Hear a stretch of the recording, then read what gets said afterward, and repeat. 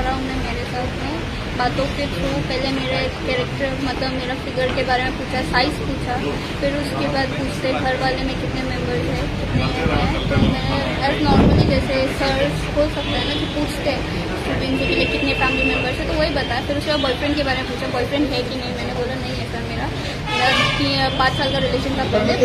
तो फिर उन्होंने बोला फिजिकल इंटीमेसी तो किया ही होगा। फिर मैंने बोला हाँ सर वो तो नॉर्मल बात है। तो फिर उसके बाद बोला कौन सा फ्लेवर यूज़ किया तुमने, ये सब पूछ रहे थे मुझसे। और पूछते हैं कि छोटे कपड़ों में ज़्यादा अच्छी लगती है तुम्हारे ये स्टाइल में, ये 40-20 डेज में कल वाइवा थे। जो 10 मिनट का वाइवा था वो आधा घंटा लिया गया। पहले वाइवा से स्टार्ट किया, फिर उसके बाद फिगर पे कमेंट करा कि बहुत अच्छा फिगर है तुम्हारा, क्या करती हो इतना मेंटेन करने के लिए, और तुम्हारा साइज़ क्या है, और छोटे कपड़ों में ज़्यादा।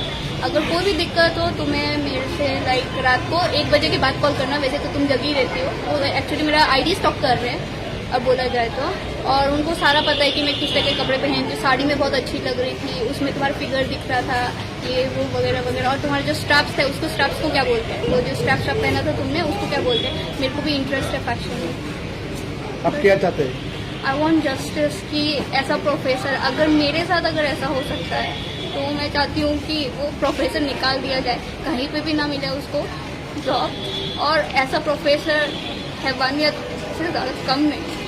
अगर वो अभी मेरे साथ ऐसा कर सकता है तो बाद में भगवान जाने किसी और लड़की के साथ पता नहीं क्या क्या करे।